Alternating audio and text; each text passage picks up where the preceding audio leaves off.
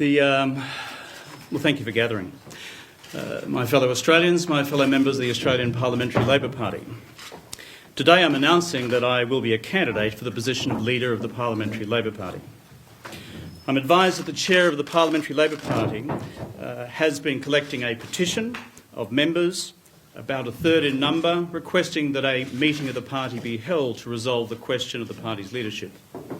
Of course, Julia's statement of half an hour or so ago removes the need for such a petition.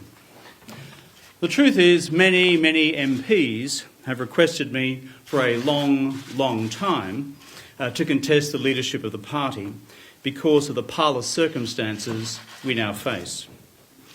And less politely perhaps, various ministers have been free and frank in their public advice to me as to the desirability of contesting the leadership in recent days.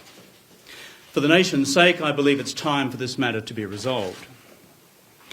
The second but more important reason for contesting the leadership is the tens and thousands of ordinary Australians, members of the Australian public, who have been asking me to do this for a very long time. And it's your voices, the voices of the Australian people, it's those voices that have had a huge effect on me, more so than most of the voices I happen to hear around the corridors of this building. What literally thousands of Australians have said to me over the last year or so is that they are genuinely fearful of what Mr Abbott could do to them if he's elected, let alone elected with a massive majority, including a majority in the Senate, which he is currently on track to do. Last time Mr Abbott's party had absolute power, they brought in work choices. People are afraid, they are very afraid, that they'll try to do it again. Under a different name, of course, but no one forgets work choices. Australian families are afraid of what Mr Abbott could do to penalty rates and overtime, what could happen to their jobs, what he could do to pensions, and what he could do to the environment.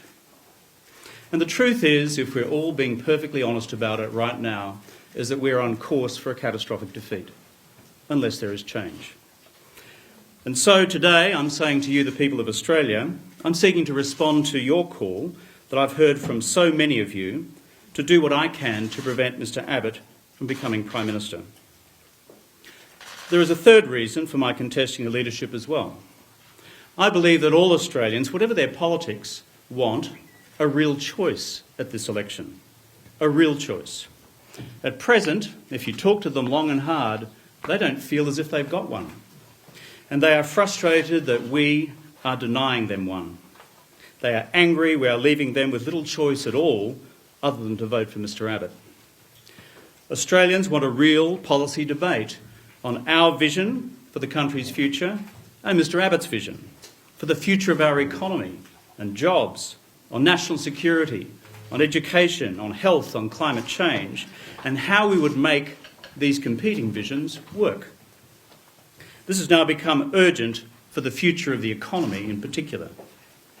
I believe that what the nation needs now is strong, proven, national economic leadership to deal with the formidable new challenge Australia now faces with the end of the decade-long China resources boom and its impact on Australian jobs and living standards into the future. Given that our economic relationship with China alone now accounts for nearly 10% of the total size of our economy. This is a massive new challenge. Diversification and productivity are no longer important for Australia. They are essential for Australia if we are to protect our jobs and maintain our living standards. Mr Abbott's alternative economic policy is to copy the British Conservatives, launch a national slash and burn austerity drive and drive the economy into recession as happened in Britain. A double dip and almost a triple dip recession in the United Kingdom. I therefore believe with all my heart that I owe it to my country to offer the Australian people a viable alternative for them to choose the future they want for themselves, their jobs and their families, because these big economic questions will affect us all, and sooner than we think. It is time for proven national economic leadership. Mr. Rudd, These are the three core reasons why I have changed my position on the leadership. The request that I've received from my colleagues, my belief that the Australian people deserve a competitive choice at the next election, and my fear that if we don't offer it, Mr Abbott will win by the biggest landslide since Federation, unleash an assault on the people who rely upon us, the Australian Labor Party, and those of us in the Australian Labor government to protect them. I do not seek to fudge the fact that I've changed my position. I've simply given you the reasons today that I have done so. I accept full responsibility for my previous statements on the leadership, and I'll leave it to you, the good people of Australia, to judge whether I've made the right call.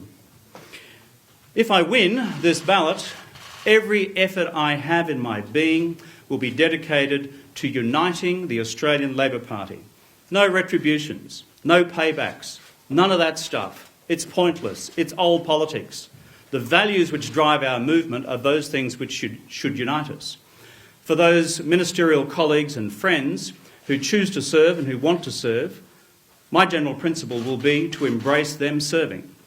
For those who believe they cannot serve, I wish them well, thank them for their service, and welcome the opportunity also to renew the government.